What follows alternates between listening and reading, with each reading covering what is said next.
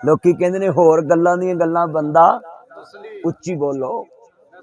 चलो चलो नस्ली नस्ली बोलो, बाकी चुप रहे सारे बोलो।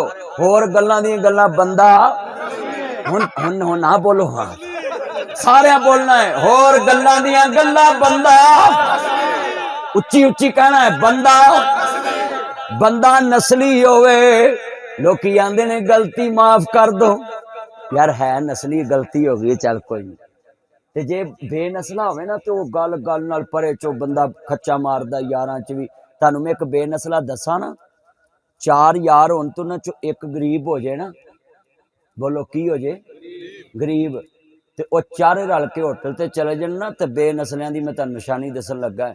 तिन्ने बैठे रहणगे चौधरी टाइप, ते वो गरीब नू आखणगे उत्थे रोटी लै, उत्थों पिज़्ज़ा लै, उत्थों बर्गर लै, उत्थों बोतल लै, उत्थों सलाद लै, उत्थों सिगड़ लै, उत्थों लोड कराया।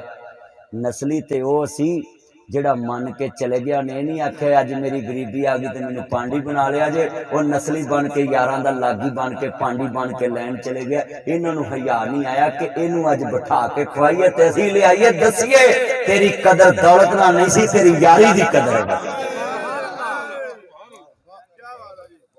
यार ते जेड़े ने वो यार दी यारी नू वेंदे ने, यार दी जेब नहीं वेंदे। जेड़े जेब वेखण नस्ली नहीं हुंदे।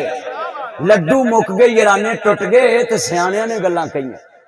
उच्ची बोलो, लड्डू मुक गए याराने मुक गए, ये सियाणे दी गल्लां।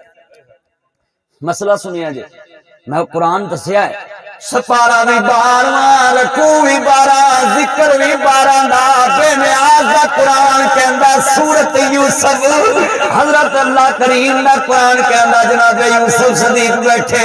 सुनो मेरे बच्चों, जूस वालियां दुकाना पे बैठ के कहते हैं जूस पीना है, हम इधर फैमिली हाल में आए। वो फैमिली हाल तो नहीं ना होता। कॉलेज चो निकलते ने जूस वाली दुकान च वड़ जाते। बोलो उत्थे बड़ा कुछ हुंदा है।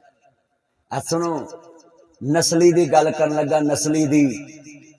तुसी जानी लड़की वास्ते मोबाइल भी लेंदे, प्यो फीस नहीं पैसे देंदा, तुसी कुड़ी नूं मोबाइल लै देंदे जे, ते प्यो आंदा फीस नहीं तारी अब्बा जेब कट्टी गई।